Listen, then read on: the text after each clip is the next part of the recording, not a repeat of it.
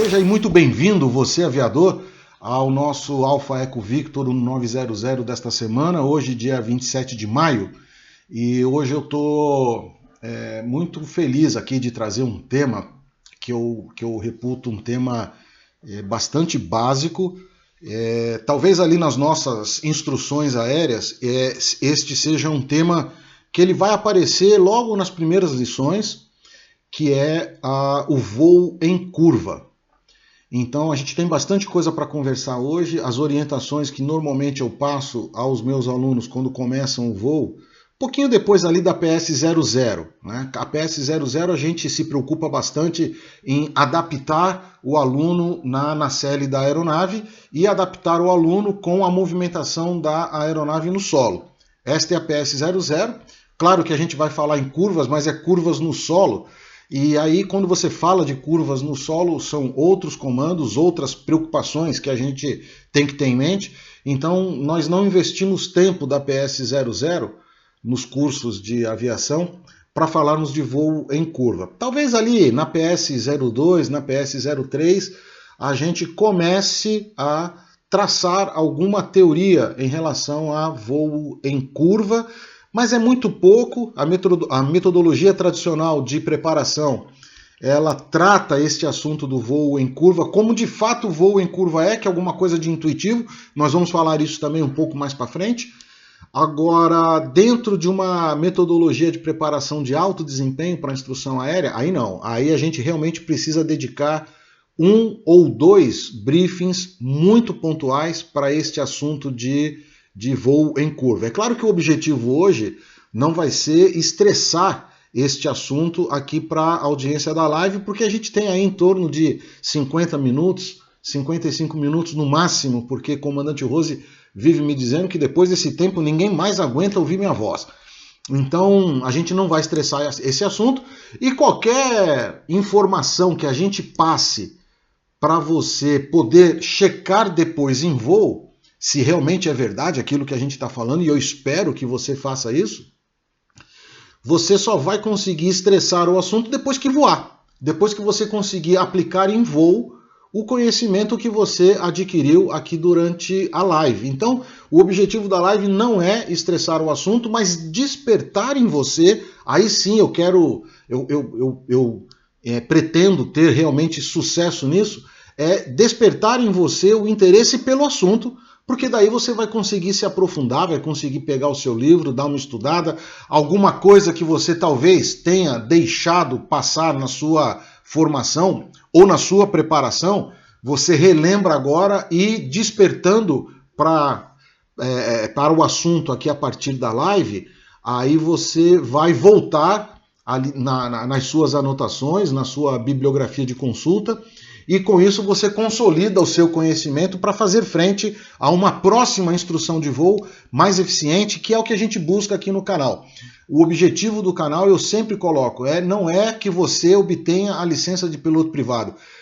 Este precisa ser um objetivo do seu SEAC, o seu Centro de Instrução de Aviação Civil. O nosso objetivo aqui é que você desenvolva, desde cedo, os 3 pilares para realmente adquirir o pé em mão, e que a gente diz tecnicamente a proficiência, a habilidade para conduzir o seu avião na condição de piloto em comando.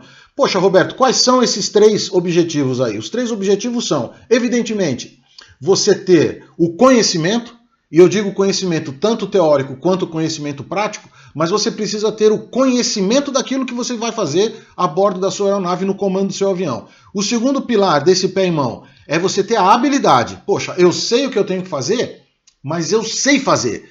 São coisas distintas. Uma parte destas vem pela o seu esforço na preparação para o voo, mas a segunda tem que vir do voo, não tem como ser diferente disso.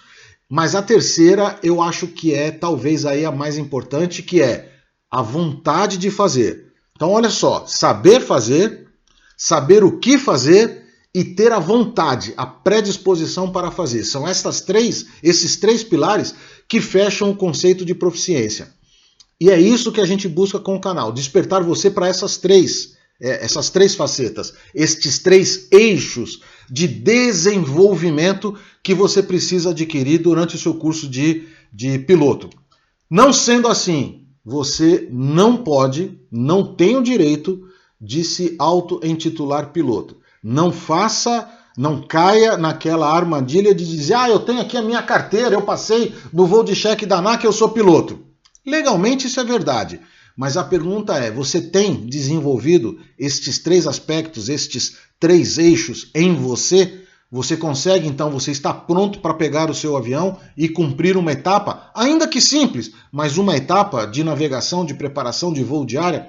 Porque se você não está pronto para isso, me desculpe, você ainda é aluno e trate dessa forma, com respeito às suas limitações, para que você busque resolver essas suas limitações e aí sim, partir para o voo com segurança, com confiança, sabendo que vai voltar, motivado, que é o que o canal busca fazer, despertando em você essa curiosidade por uma metodologia de preparação de alto desempenho. Então, esse é o nosso objetivo. Nós não vamos estressar o assunto. E como qualquer atividade relacionada à instrução, qualquer atividade relacionada ao voo, a parte de aviação propriamente dita, a gente começa com a chamada da tripulação.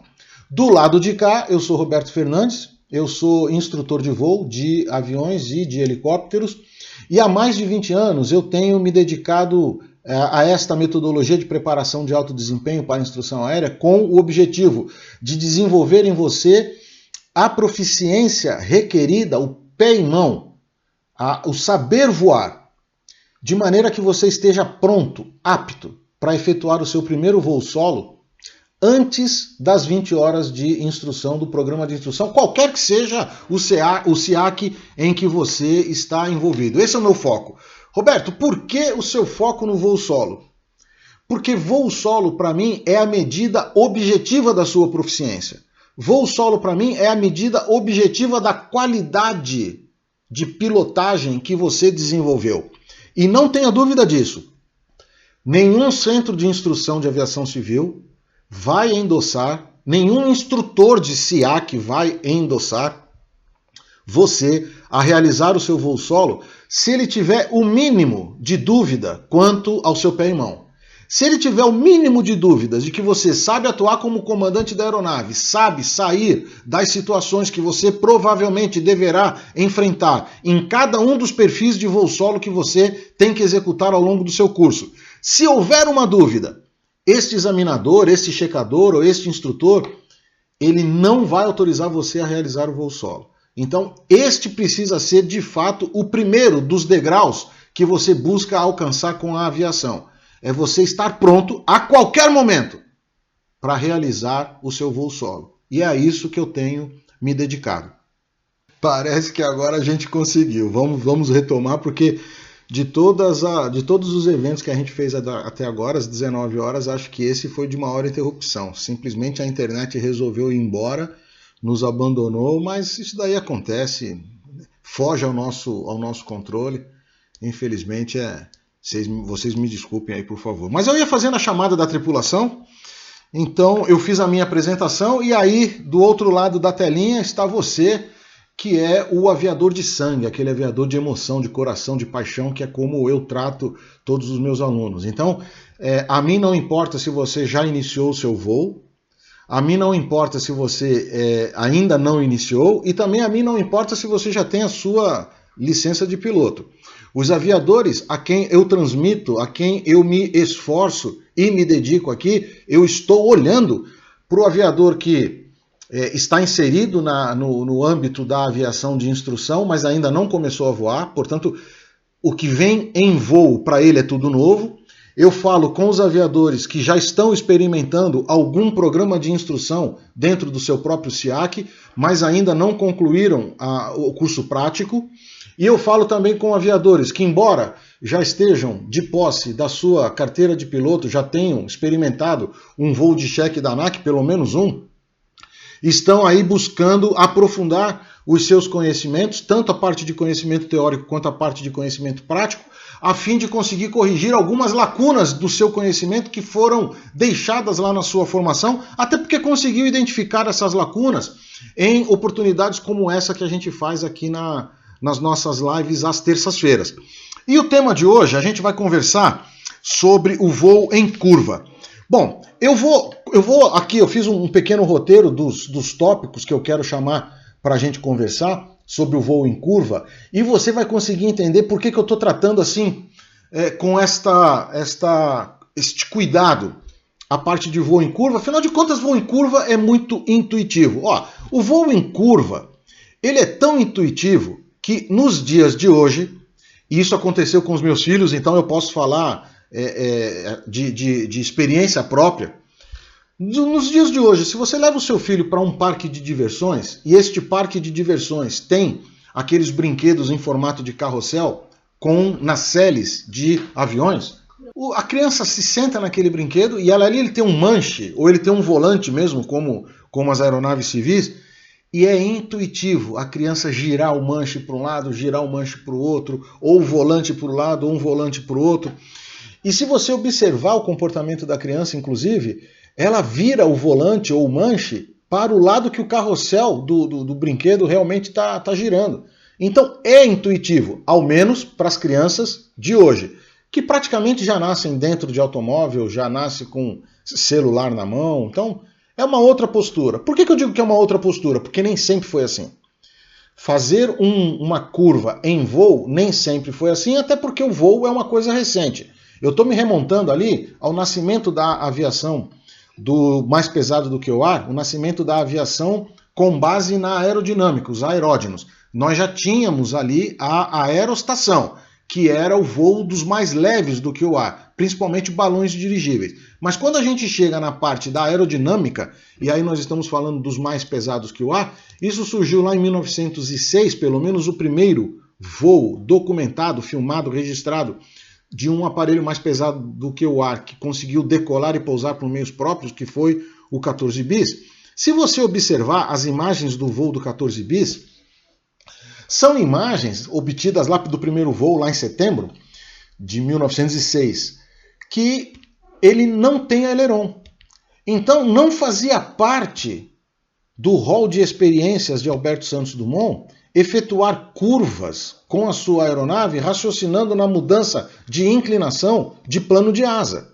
O que ele trouxe para o projeto da sua aeronave, e aí uma especulação minha, embora eu já tenha lido algumas biografias de Santos Dumont, eu não vi nada de científico, mas o Santos Dumont, ele não tinha a perspectiva, eu vou pegar aqui a maquete para a gente ver direitinho, ele não tinha a perspectiva de realizar as curvas, as mudanças de direção na trajetória de voo, utilizando a inclinação de plano de asa. Por quê?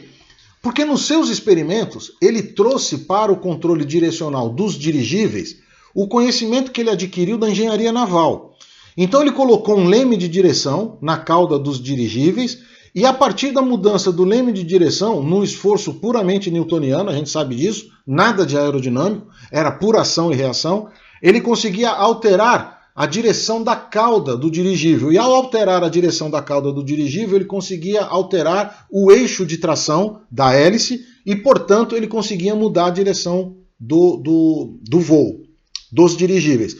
Com esta experiência trazida dos dirigíveis, Santos Dumont avança então para os aeródinos, o mais pesado do que o ar, e ele dota o 14 bis de um leme de direção de um tamanho bastante considerável. A caixa do leme de direção, que incorpora também o profundor do 14 bis, ela é até um pouco desproporcional em relação à nacelle que ficava o Santos Dumont, por exemplo. Se você olhar a maquete do 14 bis, você vai ver isso.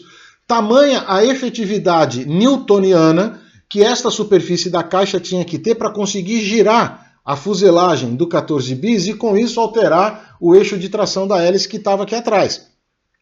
Na verdade ele voava assim, né? Meio que ao contrário do que a gente vê hoje dos aviões.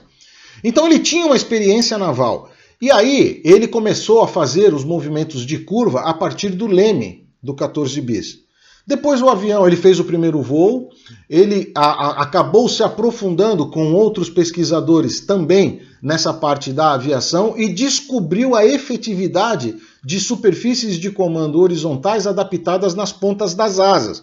E aí no segundo voo, que é aquele que está documentado, que inclusive se transformou aí no dia da aviação, no dia do aviador, em 23 de outubro, a aeronave já tem, então, incorporado painéis que serviam na ponta da asa como ailerons, para tornar mais efetiva a realização das curvas. Claro que esse é o nascimento da aviação, a gente está fazendo assim com bastante exagero, para você entender que para as crianças de hoje, fazer curvas com inclinação de plano de asa, e inclusive saber como manusear o comando disponível para isso, é intuitivo para as crianças de hoje, é intuitivo para a gente, mas não foi sempre assim, não é intuitivo você inclinar plano de asa do mais pesado que o ar quando ele está voando. Isso não é intuitivo. Então é por isso que você precisa aprender a fazer. Entretanto, é tão fácil de você fazer que a gente acaba, quando está ministrando a instrução, nós, os instrutores, a gente acaba deixando passar uma série de detalhes que envolvem a realização da curva, porque de primeira o aluno acaba acertando o exercício. Quando você começa a receber a instrução de voo e o instrutor, raramente o instrutor vai demonstrar para você uma curva de pequena ou uma curva de média. Lá no programa de instrução está previsto que você começa a treinar esse exercício no nível MAIC, o nível de memorização, que é o nível mais básico dentro da taxonomia de Bloom para o domínio psicomotor. Poxa, falei um monte de coisa técnica aí. Mais ou menos é assim, ó. O aprendizado motor, esse que você precisa ter memória muscular, os esforços que você vai colocar no avião, é isso que você tem que aprender em voo. Este aprendizado, para a curva de pequena e para a curva de média, ele vem muito rápido.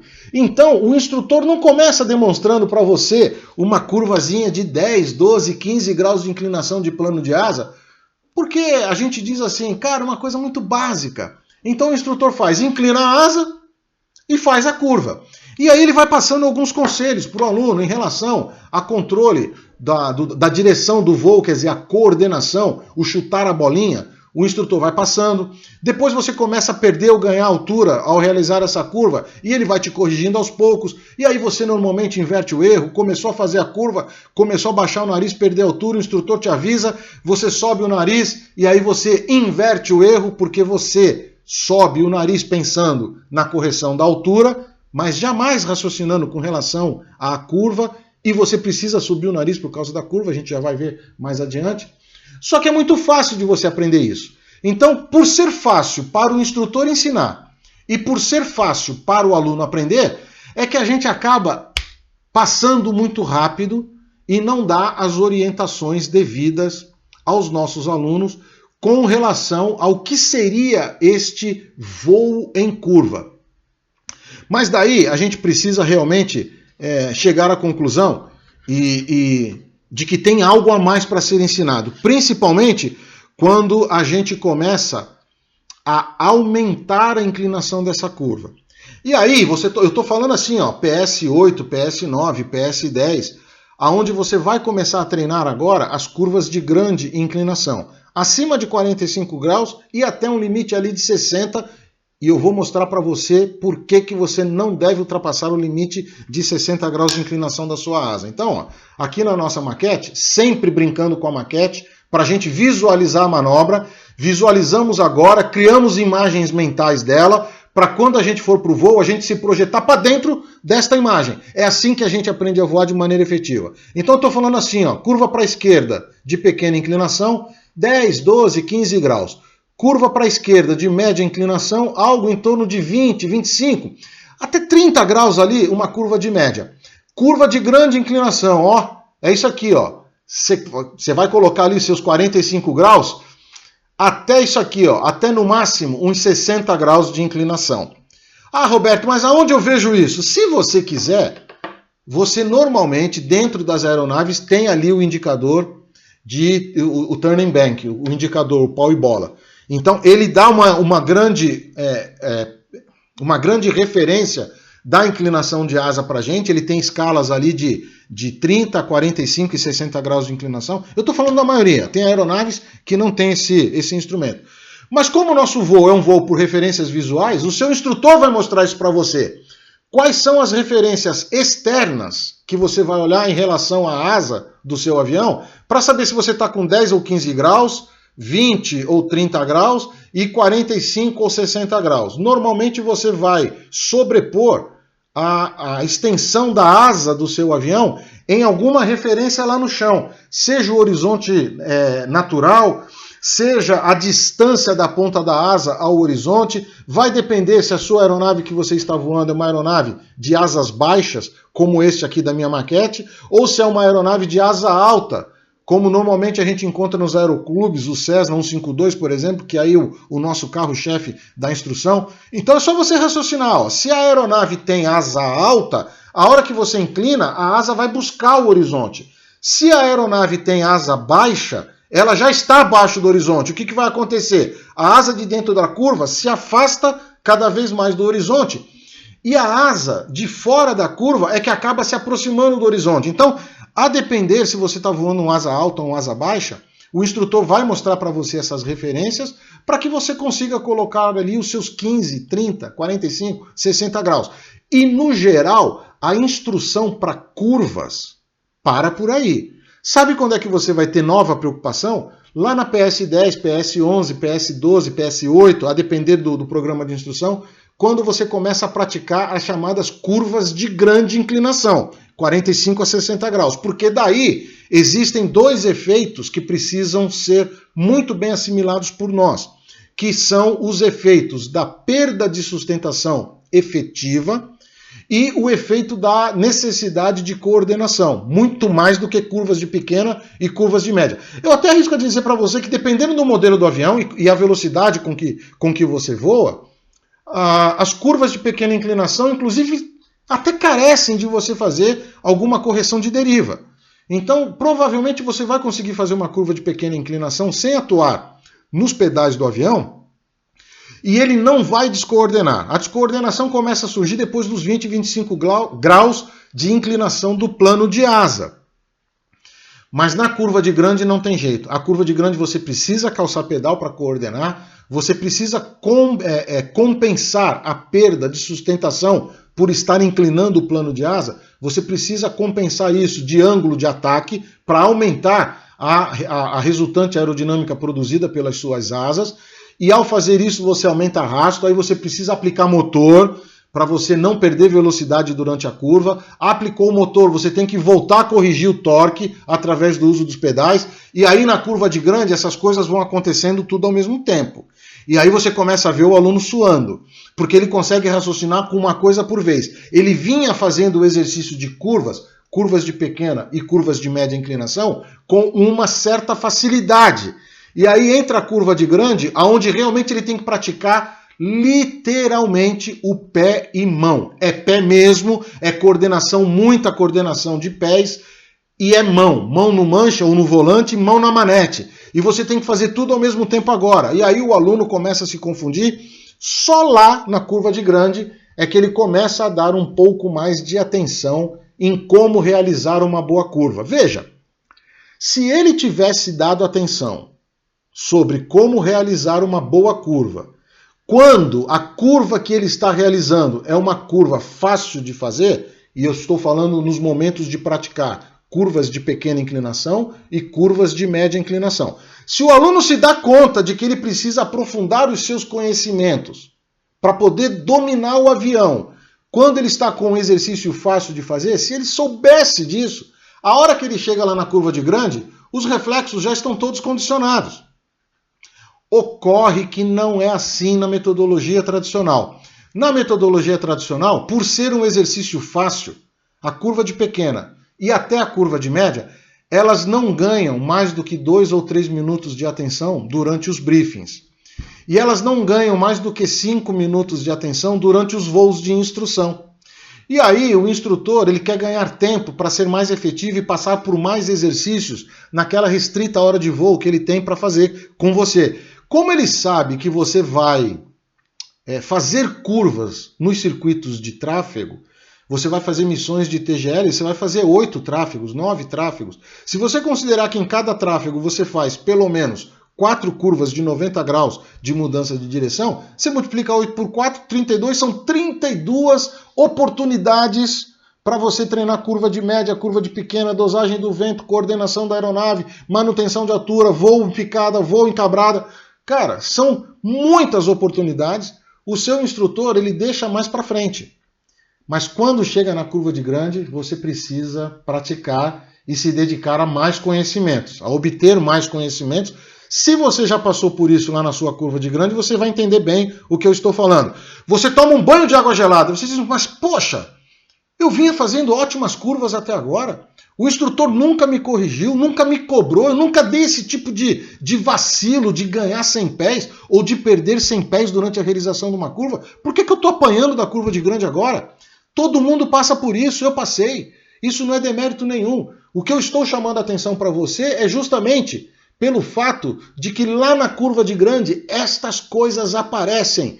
Estas, entre aspas, solicitações do avião para você, para que você atue de maneira mais eficaz em cada um dos 3 comandos, estas solicitações vão surgir e não tem como escapar delas lá na curva de grande. E ó, se você começou a voar já no SIAC e ainda não fez exercício de curva de grande, prepare-se, porque ganhar 100 pés ou perder 100 pés durante a realização de uma curva de grande de 180 graus, eu não estou nem dizendo de 360 não, eu estou falando uma curva de grande com 180 graus. Estou indo na Proa Norte, quero mudar para a Proa Sul.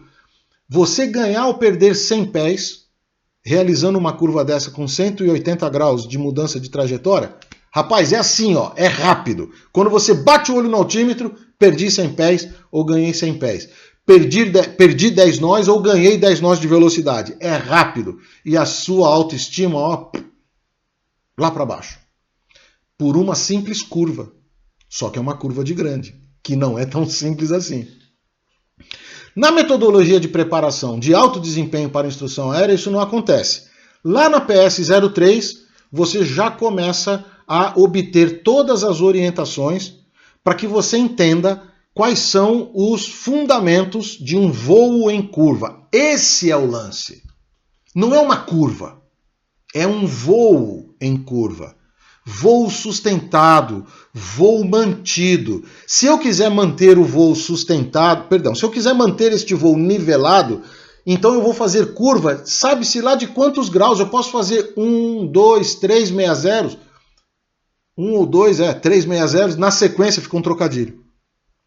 E você vai manter o voo sustentado, fazendo curva, controlando velocidade, controlando altura. E que curva? Curva de pequena ou curva de média. Não precisa esperar chegar lá na curva de grande para você se dedicar a este pé e mão de motor, pedal, coordenação, asa. Não! Na curva de pequena você já começa a treinar isso. Você pode fazer esse treinamento nas curvas de média. De maneira que quando você chega lá na curva de grande, ó, você já está com seu reflexo altamente condicionado. Então é isso que eu falo. Muda a sua chave mental, que trata a curva como sendo uma manobra isolada, muda essa chave mental para voo em curva. Você precisa estar preparado, você precisa estar pronto para voar em curva e não só para fazer uma curva. Porque a curva de pequena e a curva de média, você faz. A curva de grande, você precisa voar. A curva de grande, ela separa os homens dos meninos. Prestem bem atenção no que eu estou dizendo. E sabe por que eu estou trazendo isso, chamando a atenção? Isso surgiu durante uma das mentorias aos alunos do programa Aprender e Voar. A gente conversava sobre um vídeo que recebemos há coisa de 2 semanas, um vídeo que mostra uma ocorrência de colisão com o solo de uma aeronave lá no Campo dos Afonsos, no Rio de Janeiro, que vinha fazendo uma apresentação, uma demonstração aérea, a gente chama de display. O piloto estava executando um display com algumas acrobacias, algumas manobras que a gente chama de alto desempenho ou alta performance. Os pilotos que executam esses displays, eles gostam de usar o termo em inglês, né? Então ele diz assim, nós estávamos efetuando manobras de alta performance, e é verdade, vocês vão ver o vídeo. Então ele faz curvas verticais, ele faz curvas horizontais e ele faz pelo menos uma curva descendente. Então, ó, não é uma curva. Eu estou falando de voo em curva. Voo em curva vertical é o looping, né? O looping nada mais é do que uma curva vertical. As curvas de grande desempenho horizontais são curvas sustentadas, então é um voo em curva nivelado e sustentado. E nós temos as curvas em spin, em descida, em parafuso. Estas são curvas em voo sustentado, porém com razão de descida, uma razão de descida constante. E este vídeo, ele circulou para a gente aí pelos canais do Instagram, nós comentamos, e aí eu disse, olha, este vídeo é uma boa oportunidade para ilustrar numa live os fenômenos que acontecem numa curva. Então, antes de eu mostrar o vídeo, se você não viu esse vídeo ainda, vai ser a primeira vez, eu vou fazer uma pequena descrição do vídeo, mas se você já viu, provavelmente você já conseguiu identificar de qual vídeo nós estamos falando. O objetivo aqui não é que a gente estude as causas do acidente. Não. Em momento nenhum eu vou afirmar aqui que a causa do acidente foi a curva, por exemplo. Pode ter sido um monte de coisa. O piloto pode ter passado mal, ele pode ter pegado ali uma corrente de vento que não estava prevista durante a apresentação dele, ele pode ter tido um travamento momentâneo dos comandos de voo, ele pode ter feito um cálculo errado da trajetória de voo do avião dele. Milhares de coisas ali podem ter... Claro, eu estou exagerando, né? Não é milhares de coisas. Mas muitas coisas podem ter acontecido ali com esse piloto durante esse display. Um display que ele já estava bastante acostumado a executar. Então não é uma coisa nova para ele, não, é uma coisa de rotina para ele. Eu vou pegar só um trecho do display, que é o trecho da curva que me interessa, para que a gente, a partir da curva, ilustre o que é que você precisa saber de voo em curva. É isso.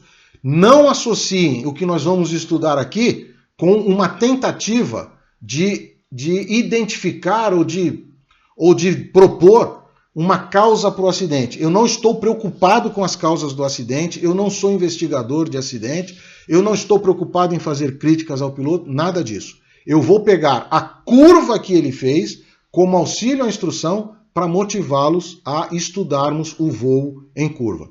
Então vamos lá, deixa eu preparar aqui para a gente mudar a cena. Aí está.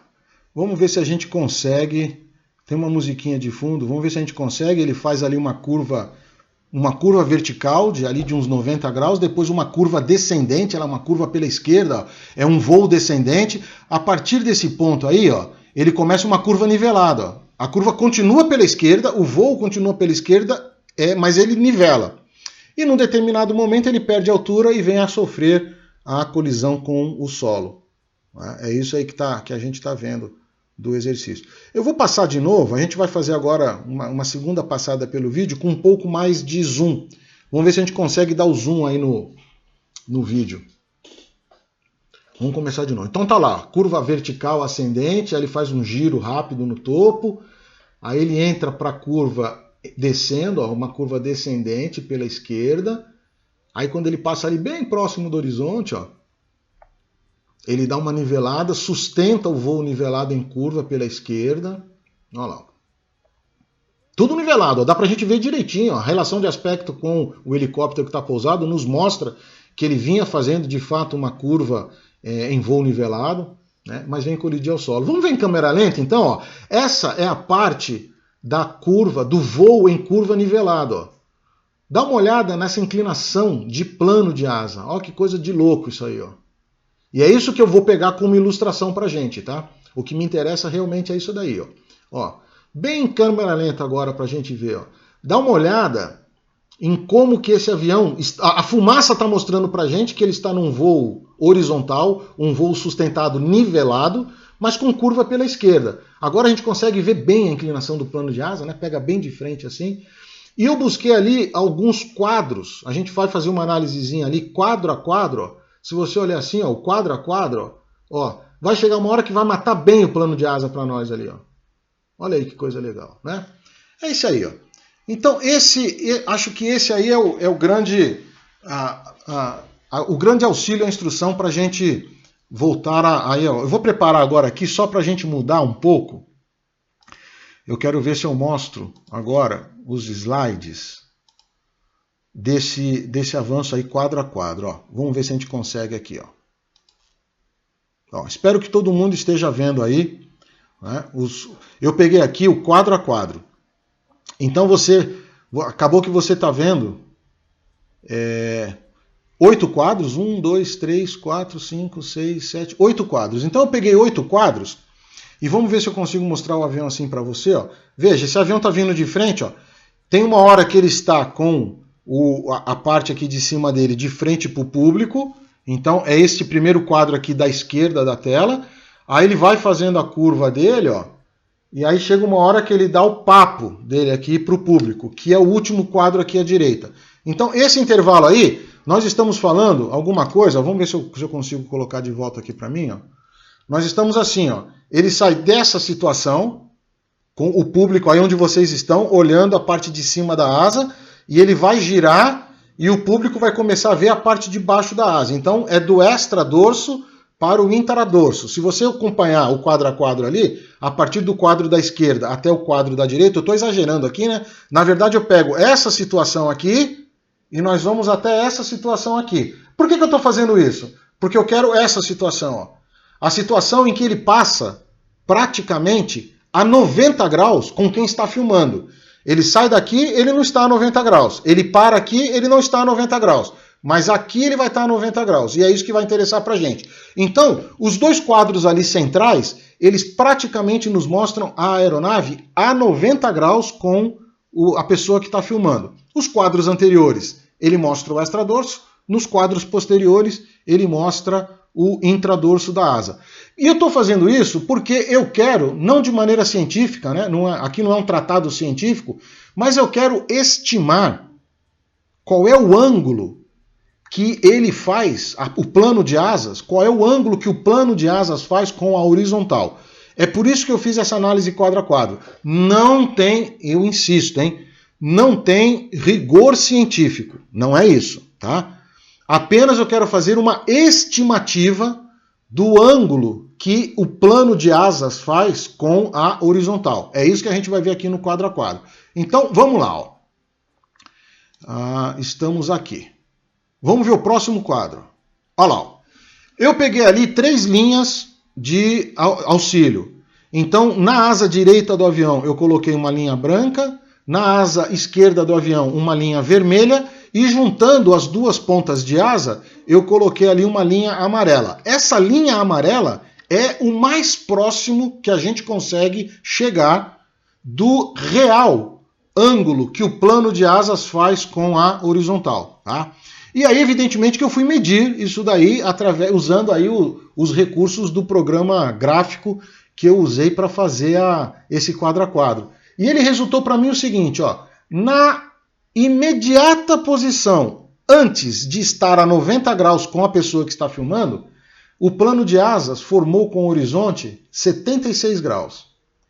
E na imediata posição após ele ter cruzado a frente de quem está filmando, o plano de asas estava a 72 graus com relação à horizontal. Veja, eu posso, de acordo com esse estudo aí, claro, de novo, não é científico, não é CENIPA, não é nada disso.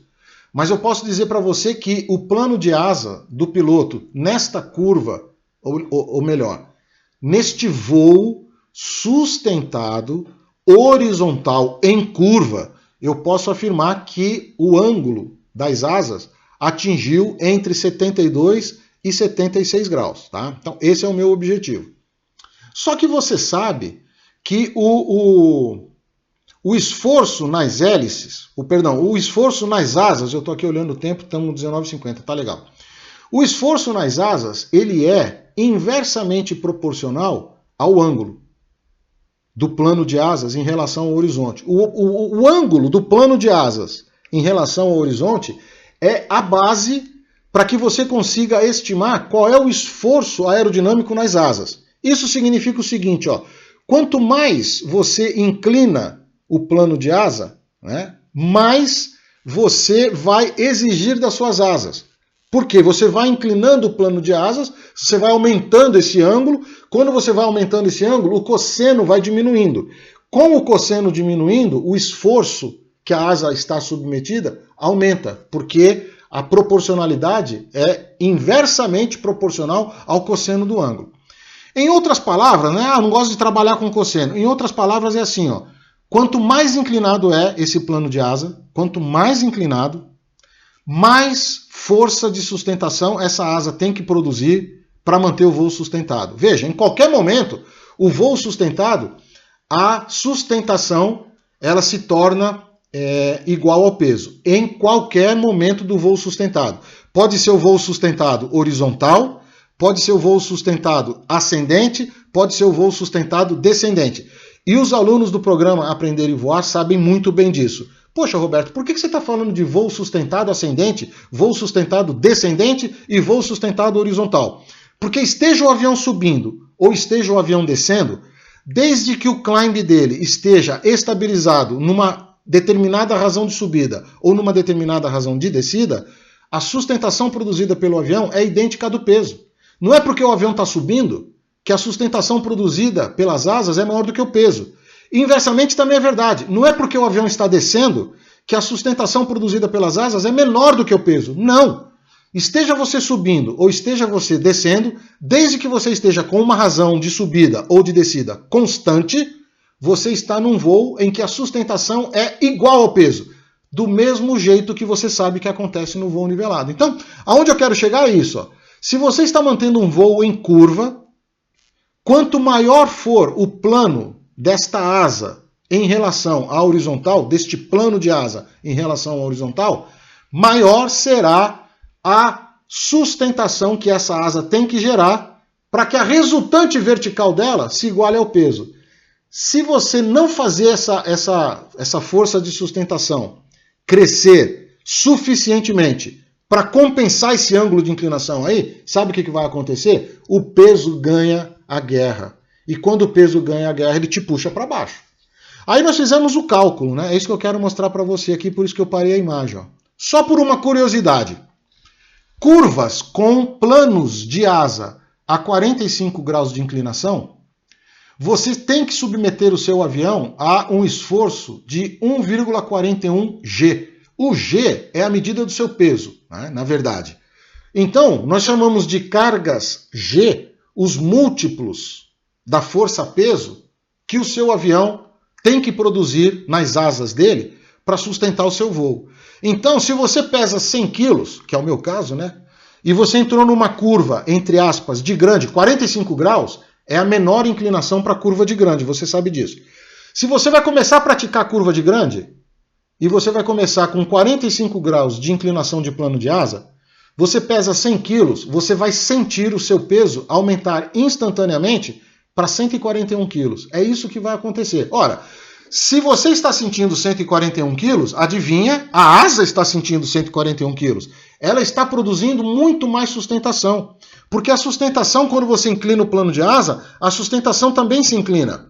E quando ela se inclina, só a componente vertical dela é que contraria a força-peso. A componente horizontal dela é que faz o avião girar.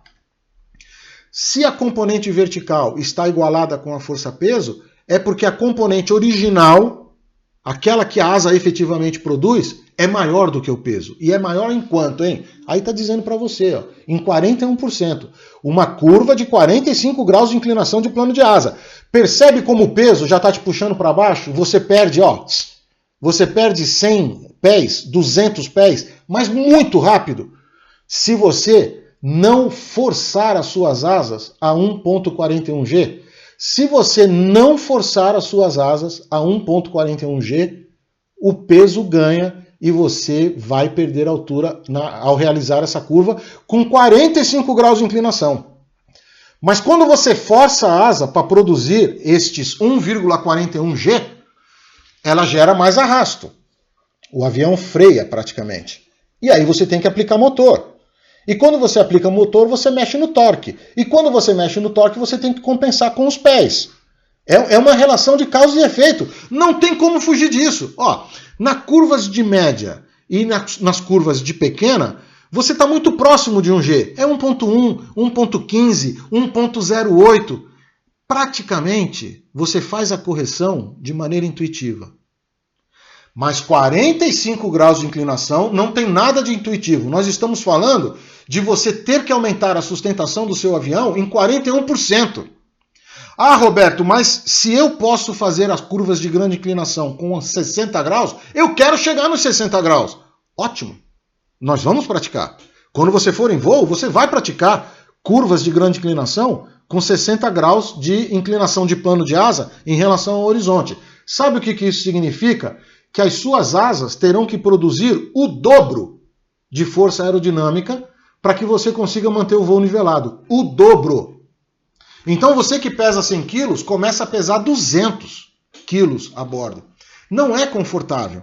O seu braço, que você faz um determinado esforço para pegar, por exemplo, o seu cartão de cheque lá no painel do avião, o seu braço está com o dobro do peso. Se você tem o costume de descansar o braço quando você está pilotando ali sobre a roda do compensador, a roda do compensador vai sentir 2 vezes o peso do seu braço durante essa curva. Nada é intuitivo mais. Neste cenário de dobrar os esforços aerodinâmicos do seu avião, nada é intuitivo.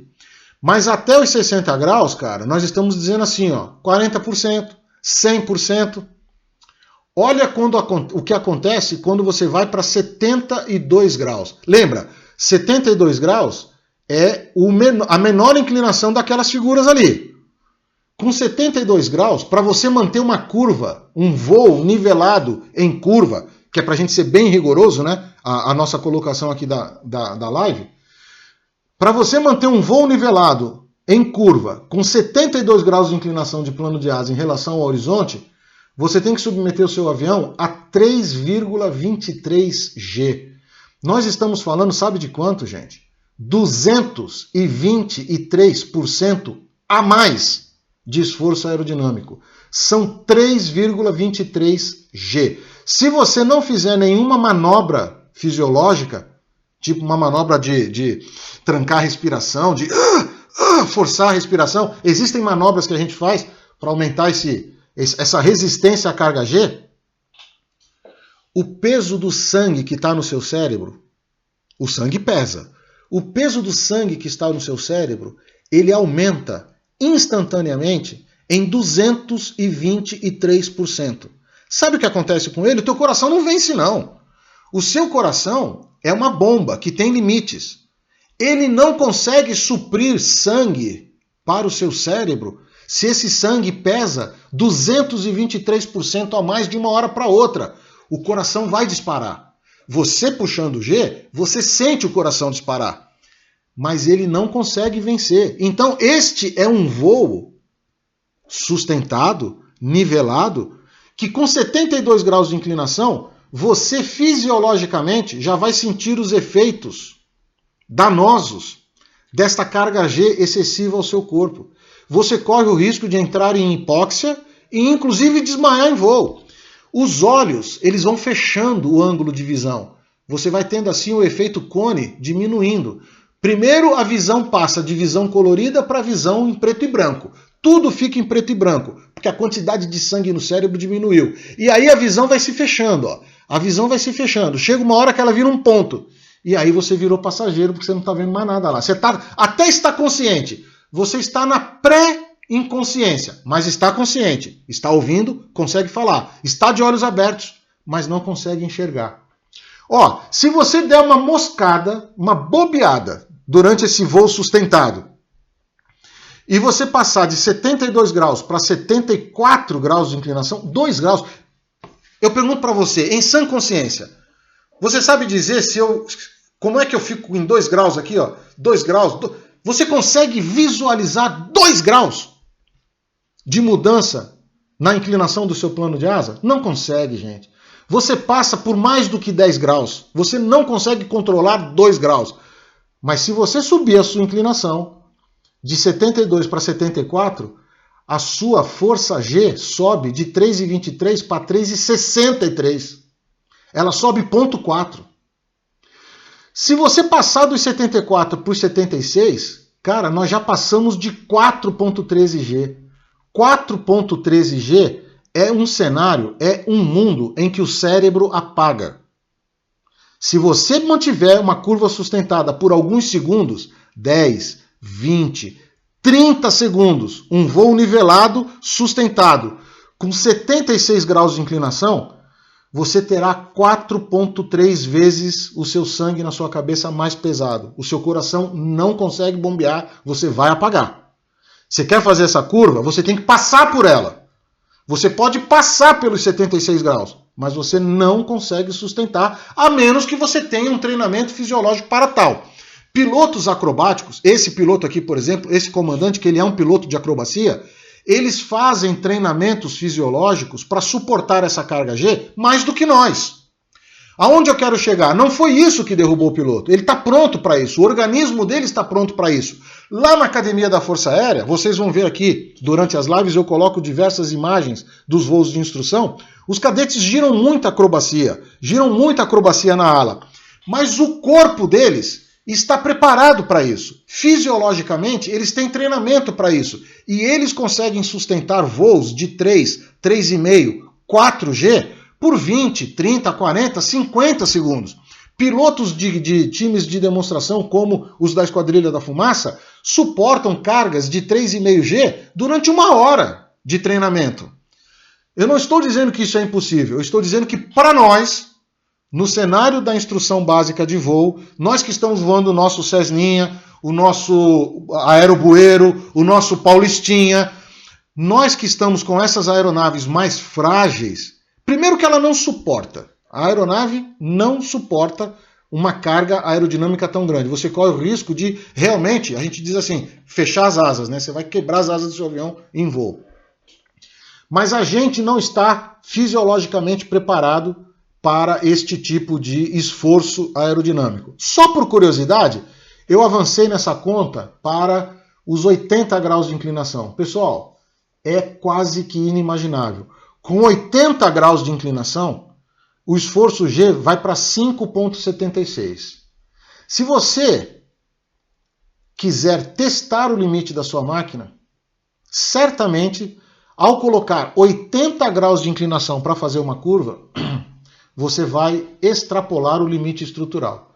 Porque 5,76 G é um envelope de emprego de avião acrobático. Aeronaves de uso geral não passam de 3, 3,5. Não passam. O limite estrutural está aí, entre 3 e 3,5. Com 80 graus de inclinação, pessoal, 5,76. Uma pessoa de 100 quilos passa a pesar na nacelle 576 quilos. Se você der uma moscadazinha, uma bobeadazinha e chegar a 85 graus, tudo bem, nós estamos falando quase que um voo na faca, assim, né? Mas se você chegar a 85 graus, este voo só será sustentável com 11,47 Gs. É você pegar o seu peso e transformar os seus 100 quilos em 1.147 quilos. Você extrapola qualquer limite do seu avião e, evidentemente, que o avião não vai sustentar. Eu estou dizendo que esta é a carga G que você deveria impor ao seu avião para você conseguir sustentar esse voo. Mas no nosso Cessninha 152, não tenha dúvida, ele não sustenta 4G. Ora, se ele não sustenta 4G e eu preciso de 4,13 G para sustentar um voo em curva nivelado, voo horizontal, não nivelado, se eu preciso de 4,13 G para manter um voo nivelado em curva, e o meu avião não rende os 4G, significa que eu não consigo manter a altura desse voo. Eu vou vir para o chão. Então, se você está acostumado a fazer curvas niveladas de 45 graus de inclinação, se você está acostumado a fazer curvas niveladas com 60 graus de inclinação, você está acostumado aos esforços de 1,41 e de 2G. Mas de 60 para 76 são só 15 graus de inclinação a mais. 16, para a gente ser bem exato. Você sai dos 45 para os 60 com 15 graus de inclinação a mais. É mole, é tranquilo. É pouca coisa, você está acostumado.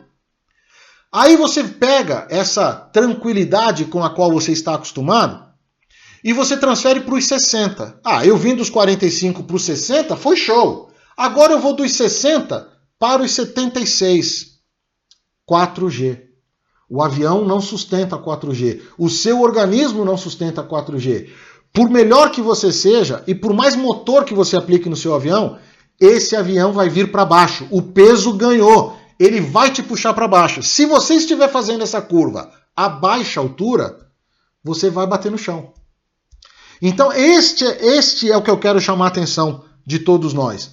Nunca, a menos que você esteja num avião acrobático, nunca se permita passar dos 60 graus de inclinação numa curva.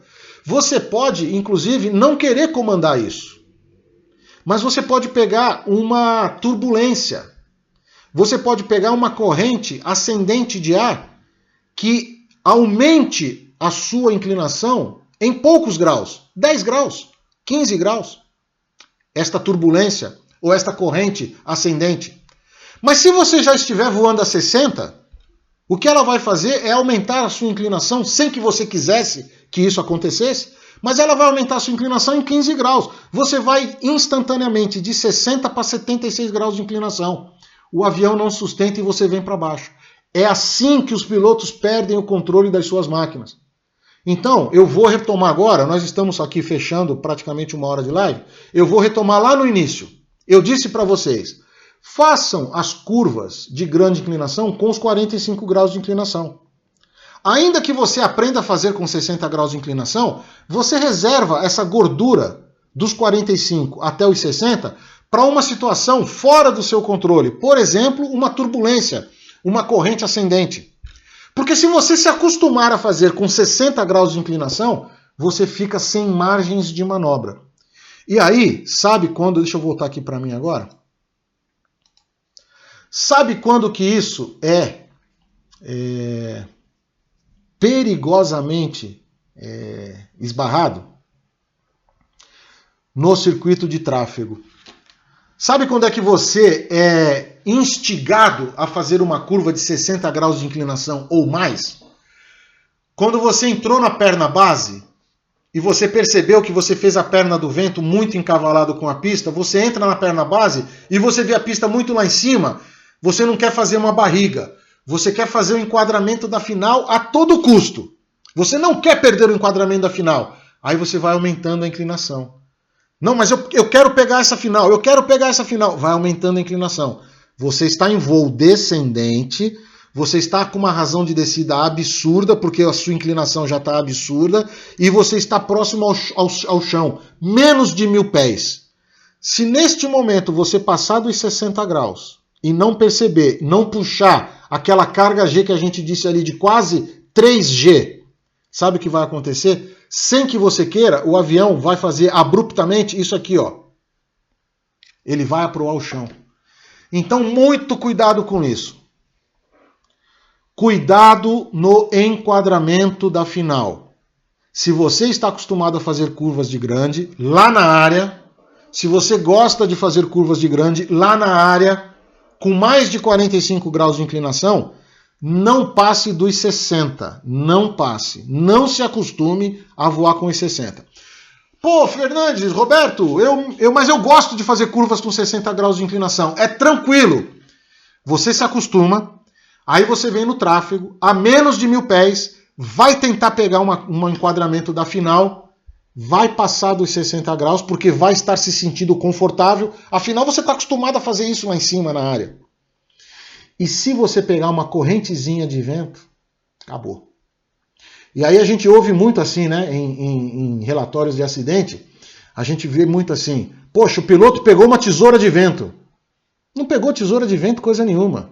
Ele pegou uma turbulência, uma térmica, uma bolha de ar que se desprendeu do chão, mais leve e subiu. Foi só uma térmica, não foi uma tesoura de vento.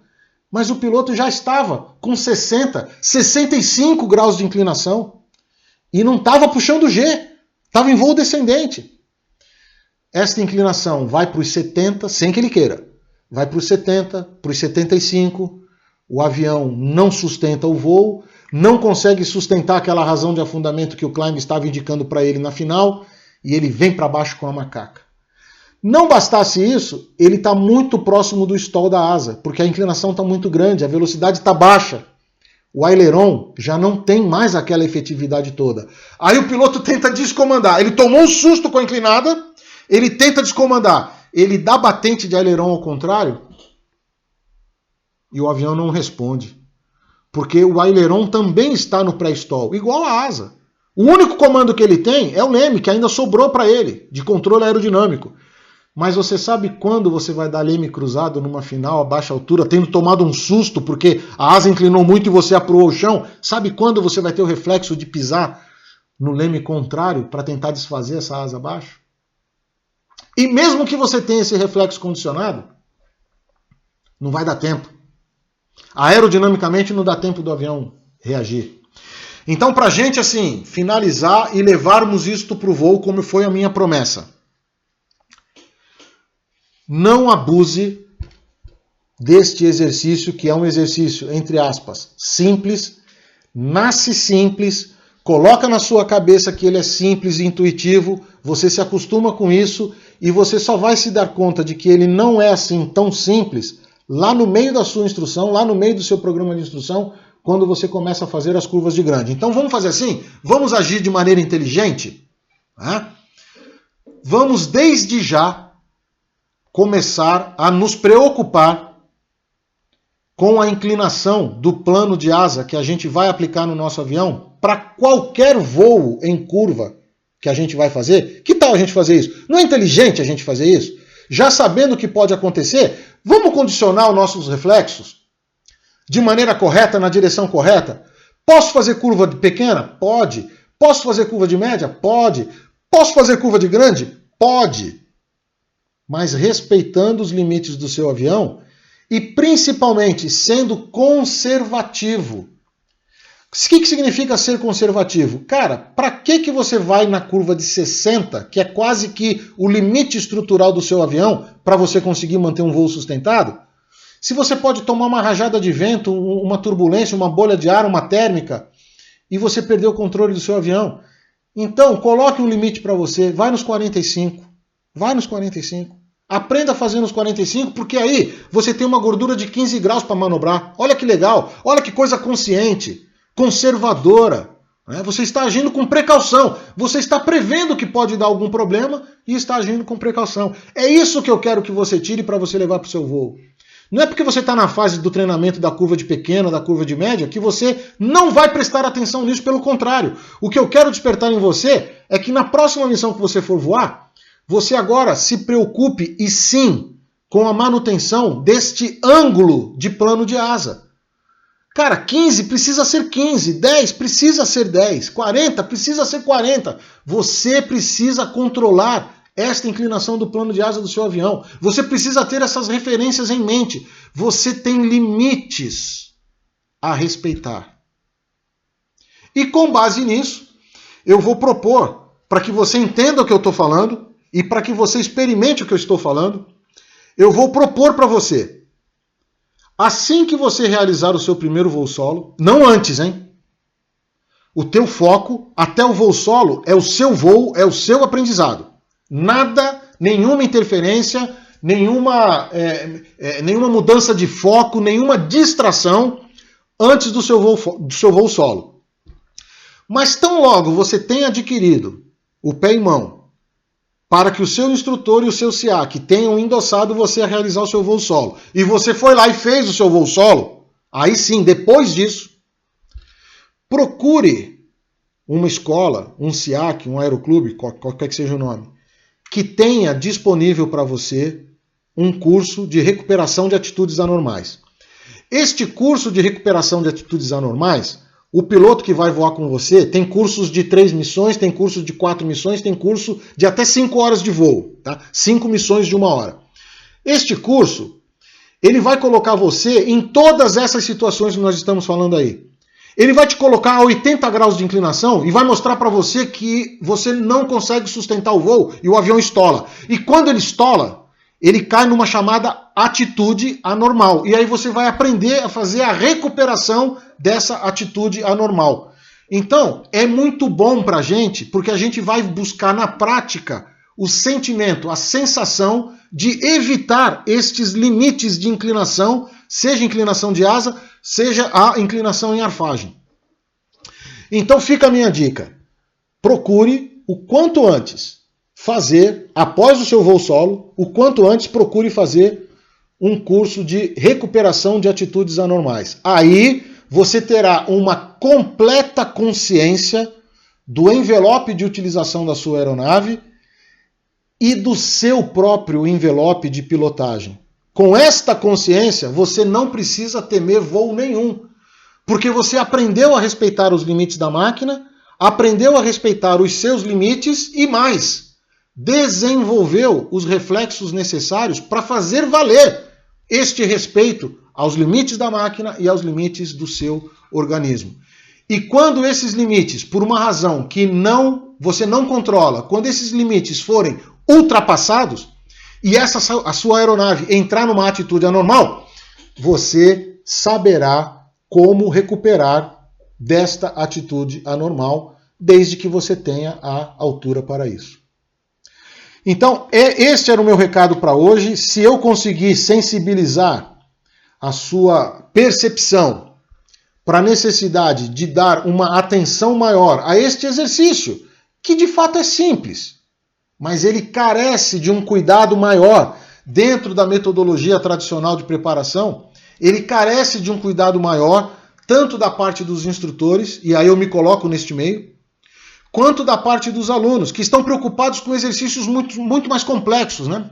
A gente, quando está começando a voar, a gente se preocupa com pouso, com fraseologia, com pane de alta, com emergências. E a gente dá muito pouca atenção naquilo que nos parece intuitivo. Mas eu espero que você tenha entendido que ele é intuitivo até a parte 2. Depois, ali no verso da página, ele deixa de ser intuitivo e ele precisa que você se debruce nos livros, que você aprenda muito bem a teoria, que você saiba o que está por trás de tudo isso e que você tenha feito a prática correta. Isto é metodologia de preparação de alto desempenho para instrução aérea. É muito de teoria, é muito de imagem mental, é muito de projeção da sua visão para dentro da nacelle do seu avião, mas acima de tudo, é você vivenciar aspectos da aviação que na metodologia tradicional eles acabam sendo deixados meio que de lado, dando lugar, cedendo lugar para tomarem a sua atenção para outros exercícios mais complexos. Então, assim que eu gostaria de encerrar então o nosso bate-papo hoje, vamos dar uma passada aqui. Vocês me desculpem mais uma vez aí os nossos problemas, acho que nós perdemos aí entre 5 e 10 minutos por conta de internet, mas eu não tenho muito o que fazer, infelizmente. Eu espero não ter abusado aí da paciência de vocês. Mas então, o que a gente tem aqui então? Ó, Comandante Olímpio, toca o bonde. Obrigado, viu, comandante? É isso que a gente precisa mesmo. A Rose está aqui orientando o Comandante Olímpio sobre a missão Voo Solo. Não percam, pessoal. É um convite que eu faço, não percam a missão Voo Solo, tá? Missão Voo Solo, todos estes requisitos que eu estou falando de metodologia de alto desempenho para instrução aérea, todos esses conceitos eu vou apresentar em 3 briefings. Eu preciso de 3 briefings no mínimo. Na verdade, eu vou fazer uma série de lives na semana toda, porque é muito assunto. Você vê, de curvas, a gente está falando aqui mais de 1 hora. Então, nesta missão Voo Solo, realmente eu quero trazê-los todos comigo para mostrar para vocês como que é, de fato, você se preocupar em se preparar para voar solo. Não é fácil, tá? Não é fácil. Mas é o único caminho efetivamente seguro para você aprender a pilotar. Então, se o comandante puder se inscrever, tudo gratuito, tá, comandante? Não tem custo nenhum, não. Mas o fato é que, por que ela se chama Missão Voo Solo? Porque daí eu vou ter a tranquilidade de me focar na sua orientação para voo solo. Você precisa aprender isso. A gente vem para a aviação com aquele sonho de querer ser piloto, querer ter carteira. Ah, não, eu quero ser piloto, carteira. Não, eu quero ser piloto, carteira da ANAC, carteira da ANAC. O sonho é ser piloto, não é a carteira da ANAC. E você só é piloto se você sabe voar sozinho. Se você não sabe voar sozinho, ou não tem coragem de voar sozinho, ou não quer voar sozinho, cara, você é copiloto. Você é copiloto. Porque piloto, ele não precisa de copiloto. Ele quer voar sozinho. Este é o papel da nossa missão Voo Solo, tá bom? Pode ficar tranquilo. Essa explicação me lembrou de um acidente envolvendo um ultraleve. Opa, o Quirino está falando aqui, ó. Que estava nessa curva para a final. E a aeronave derrapou. Não teve altitude para recuperar. Quirino, olha aí, ó. A gente tem uma série de casos destes, né, na internet. Dá para a gente fazer a pesquisa destes vídeos. E em muitos dos casos a gente atribui mesmo essa coisa assim, não, estolou, tesoura de vento. E nem sempre é isso, tá? Porque as pessoas, às vezes não conseguem sobreviver, infelizmente, eu acho que aqui foi o caso, né? Um acidente que ele não conseguiu recuperar. Mas decorre disso, decorre de nós estarmos assim acostumados e tranquilos diante de um exercício que ele é traiçoeiro, tá? Essas curvas de grande a baixa altura, elas são traiçoeiras e eu preciso chamar a atenção dos acompanhantes aqui do canal, porque o aviador precisa aprender com o erro dos outros. O aviador não pode se dar ao luxo de errar tudo o que os outros erraram. Sabe por quê? Porque você não tem 10 vidas. A gente não tem tempo de cometer os erros que todo mundo lá atrás já cometeu, porque muitos cometeram o erro e foi o último. Né? Então, é esperto para o aviador quando ele aprende com os erros dos outros. Olha aí, o seu exemplo está bem colocado. Obrigado, querido. O que me fez recordar de alguns voos simulados, que entrei na mesma condição. E eu também. É isso que eu estou dizendo. Nós que estamos na prática da aviação, a gente já se viu dentro dessa condição. Por isso que a gente não quer que quem está começando agora tome os mesmos sustos, né? É isso. Aprender com os erros dos outros. Comandante Miller, a doutora Karina está dizendo, Comandante Miller, rumo ao voo solo. Se Deus quiser, doutora, e nós vamos comemorar muito brevemente o voo solo do Comandante Miller. Quirino, grande aula que uniu todas essas situações, trazendo uma reflexão importante. Obrigado, comandante. Ganhamos no aprendizado. Obrigado de novo, comandante. O Peterson, seja bem-vindo aí, viu, Peterson? Eu não tinha reparado ainda na sua participação. Obrigado mesmo. Parabéns pela excelência do conhecimento ministrado. Suas explicações detalhadas são essenciais na instrução em planadores também. Poxa, que legal! Obrigado pela confirmação aí. Eu tenho muito pouca experiência em planadores, eu só fui aluno, né? Só fiz voos assim com o instrutor me dando instrução. Não solei planador, não tenho experiência em instrução de planador, mas que bom que você fez esse alerta pra gente. O planador eu entendo porque ele é ainda mais restrito, né? A gente não tem como tacar o motorzão para tentar recuperar uma atitude dessa, aquela asa daquele tamanho toda, né? Com um momento de inclinação assim bem lento. Então, obrigado, realmente é uma reflexão que a gente precisa fazer. Tá vendo? Todo o ensinamento é válido, todas as categorias de aeronave que a gente voa nos traz problemas que são semelhantes, mas que se a gente buscar as informações de um e de outro, nós vamos consolidando o nosso castelinho aí de conhecimento e eu tenho certeza que a gente contribui para fazer uma aviação mais segura. Com isso eu vou fechando então a nossa live, deixo a todos então já, conforme aqui a Rose adiantou para o comandante José Olímpio, nós vamos fazer a partir do dia 9, nos dias 9, 11 e 12, uma segunda-feira, uma quarta-feira e uma quinta-feira. Nós vamos fazer os briefings da missão Voo Solo. Convido a todos, aqueles que quiserem realmente incrementar o seu conhecimento acerca desta metodologia de preparação de alto desempenho para instrução aérea, de que eu venho falando o tempo todo no canal, e também entender um pouco mais a importância para a nossa formação, estarmos realmente preparados para o voo solo.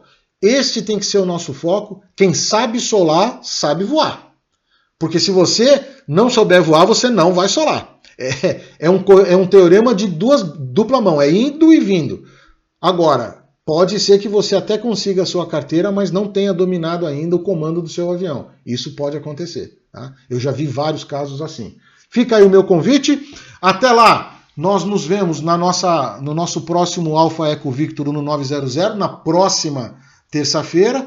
Se até lá nós tivermos algumas interações no canais que nos remontem de novo a este tema de curvas, a gente volta a falar de curvas. Se não, lá no domingo a gente traz para você, no domingo ou na segunda, acho que é na segunda que a Comandante Rose disponibiliza, lá na segunda-feira a gente já disponibiliza para vocês o tema da próxima live e assim a gente vai fazendo para irmos juntos incrementando aí o nosso conhecimento. Eu espero todos vocês na próxima terça-feira, assim como espero todos vocês na nossa próxima missão Voo Solo. Até lá, céus de brigadeiros, bons voos a todos, que Deus nos abençoe a todos e nos vemos muito em breve, eu conto com todos. Grande abraço.